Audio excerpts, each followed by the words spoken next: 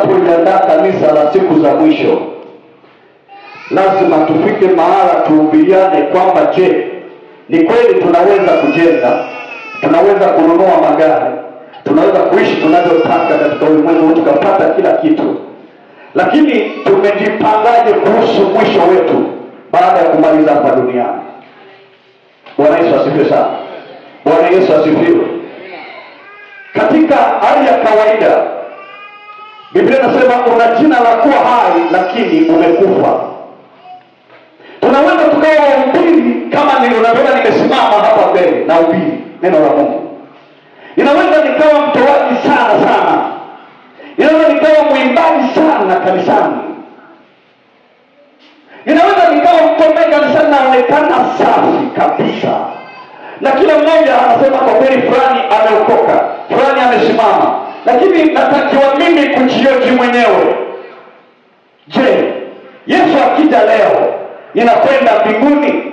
Yawezekana ni mara chache siku hizi kuhubiriana injili hizi, lakini mimi mwendo wangu ni ule ule.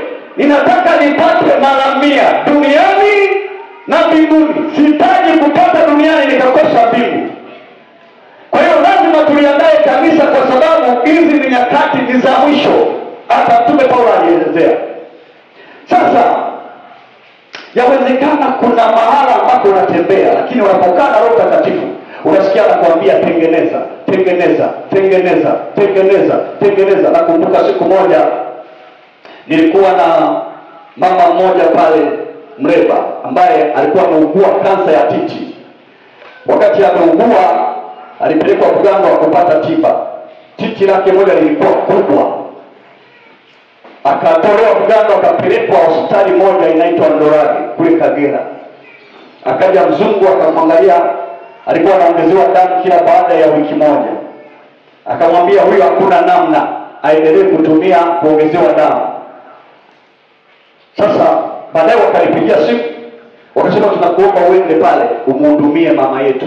Kijana akaita usafiri asubuhi, nikapanda usafiri saa 11 asubuhi, nikaenda mpaka Ndorage. Kutoka Mleba ni kama kilomita 7 hivi kwenda Ndorage.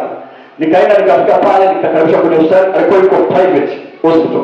Nikaingia mle kwenye chumba, nikaomba. Nikamkuta amelala kitandani. Alipolala titi amefunikwa, titi limepitiza kwenye mashuka, liko juu, limevimba kama kilo 5 hivi ukiangalia hivyo kaa. Yule mama ameshakuwa mweupe, sio weupe huu, weupe kabisa, kuonekana muda wote anakata moto. Nikamwangalia, nikasema hapa nifanye nini? Nikasogea, nikaomba. Nilipoomba nguvu ya Mungu ikashuka, kile kilichokuwa kwenye titi walichosema ni kansa kikaanza kupiga kwenye lile titi. Yule mama akasikia maumivu makali sana, akapiga kelele, kaendelea kuomba. Baadaye kikaacha. Kumbe kilipoacha kilifia humo kwenye titi. Amen. Sasa toka hiyo siku ya maombi, yule mama siku ya 3 amezoea kuongezewa damu. Daktari anakwenda kumwangalia, anakuta damu iko vile. Wakampa siku 3 zingine, wanaenda kuangalia, anakuta damu iko vile, haijaongezeka, haijapungua.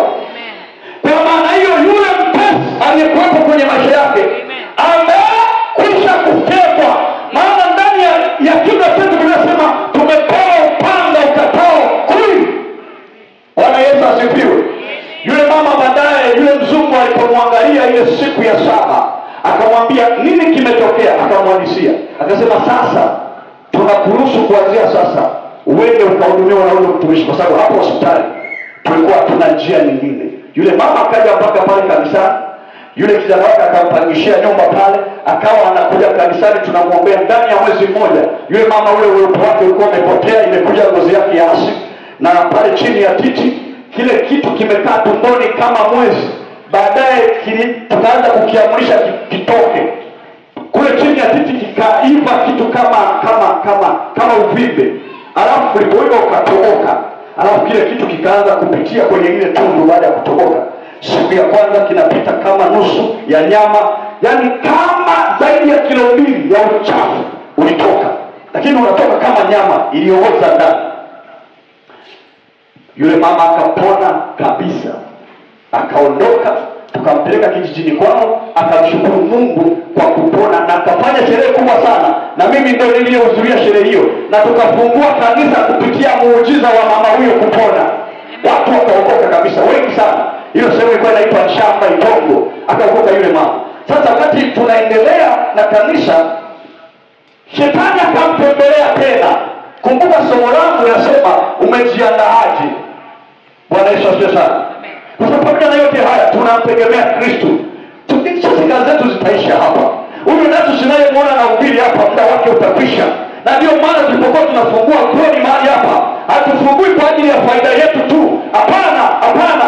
Tunafungua Glory tutakapomaliza kazi yetu hapa. Wako watoto nyuma yetu wataendeleza Glory pande kwa viwango ambavyo yawezekana zaidi ya viwango vyetu tulivyoanza nazo hapa. Amen. Bwana Yesu asifiwe. Glory sio ya kufa leo wala kesho. Glory lazima ipande viwango kila siku, kwa sababu ndio maana tuliyobeba. Haleluya.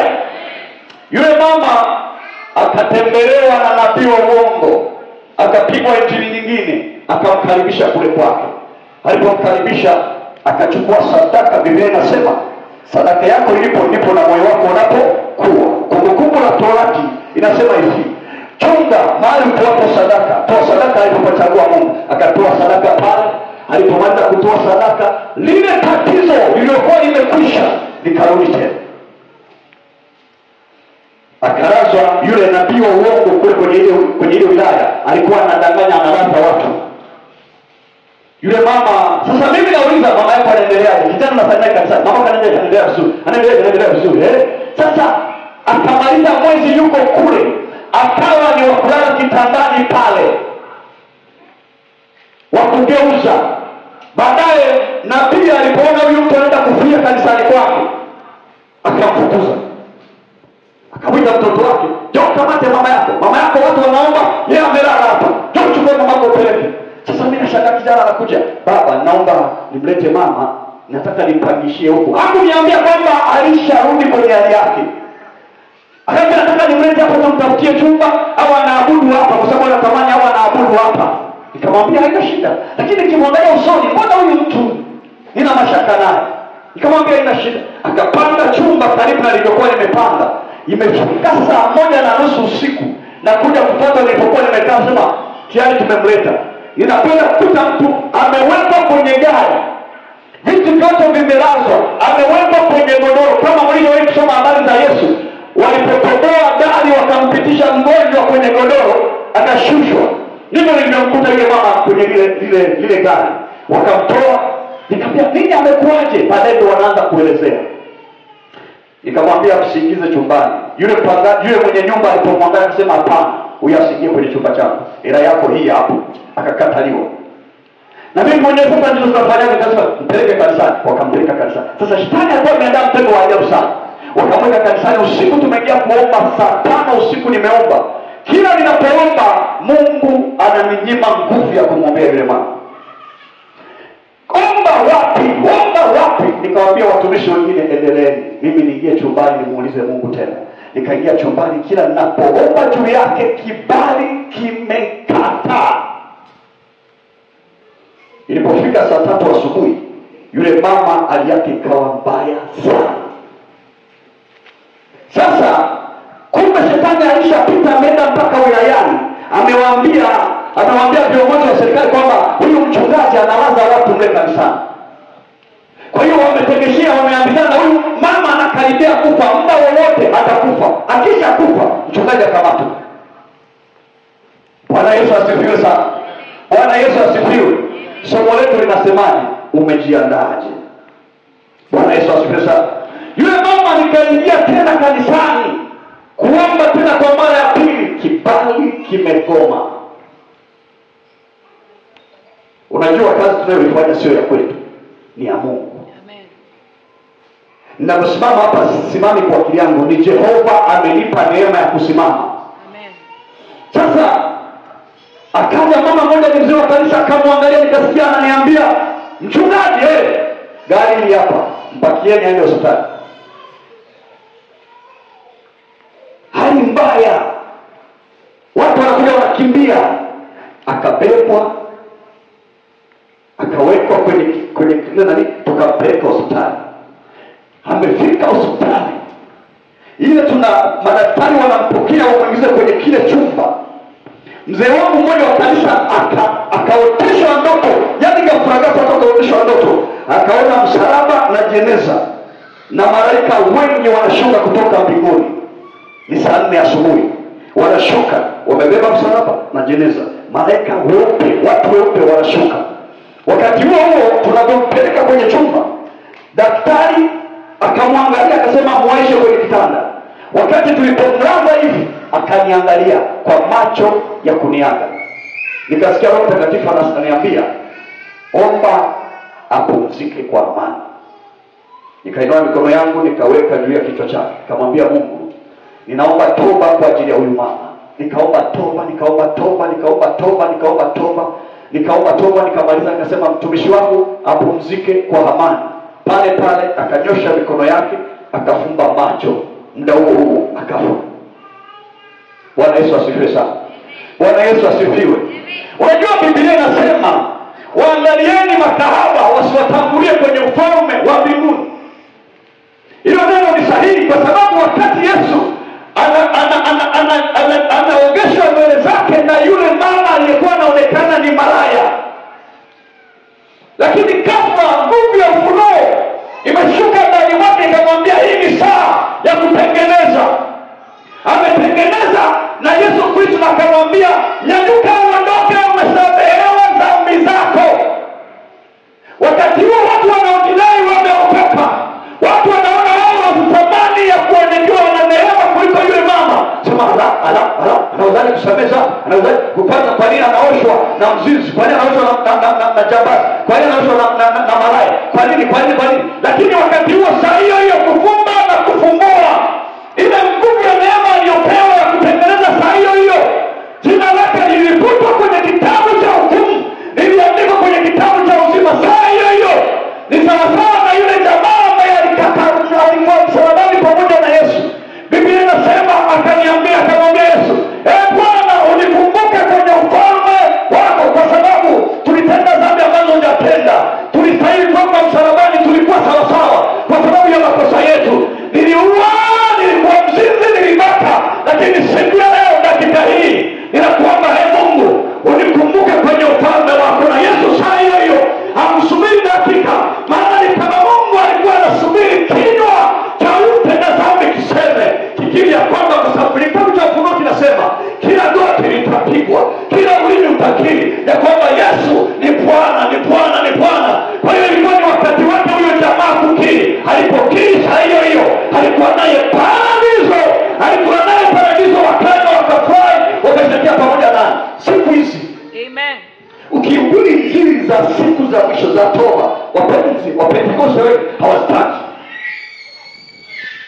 Na kwa sababu umekataa injili ya kweli, na Yesu amekuacha utembee na tamaa yako, tamaa ya uchumi, tamaa ya kufanikiwa, tamaa ya kung'aa, lakini unasahau.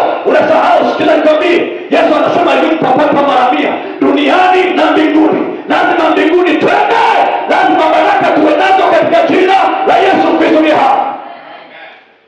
Bwana Yesu asifiwe sana. Bwana Yesu asifiwe.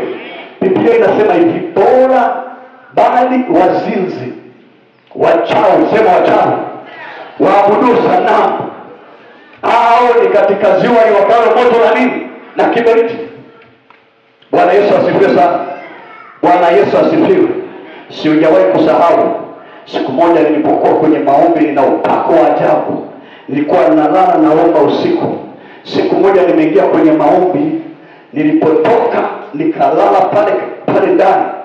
Ghafla nikaoneshwa nimesimama juu. Alafu nikaoneshwa kuna shimo kubwa sana linaenda chini. Alafu kule chini kuna kitu kama volcano. Inavuka. Alafu nilipokuwa nimesimama juu, nikaona inaanza kupita mpasuko kama ardhi inavyopasuka hivi. Ukapasuka mpasuko wa kwanza, ukagawanyika, ardhi ikarudi upande huu, karudi upande huu. Moto wa volcano unatoka hivi, wa ajabu, unatisha. Ghafla ikapasuka pasuko jingine, ikaenda upande huu. Volcano yani kadiri linavyoendelea, ile volcano anisogelea, ule ikapasuka mpaka nikabakiza nilikokuwa nimesimama. Volkano imetoa macho, yani ule moto ulikuwa ni wa ajabu unatisha. Nikasikia sauti nyuma yangu inaniambia, Lenatus, ukizubaa na wewe utakwenda huko. Ukizubaa na utakwenda huko, sijawahi kusahau. Nilipoamka nililia mpaka asubuhi. Kesho yake ilikuwa ni ibada. Nikaendelea kulia mbele za Mungu. Najua tunaweza tukajisifia tulivyobeba, tunaweza tukajisifia huduma tuliyopewa, tunaweza tukajisifia huduma tulizobeba ndani mwetu, tukajisifia utumishi. Labda ni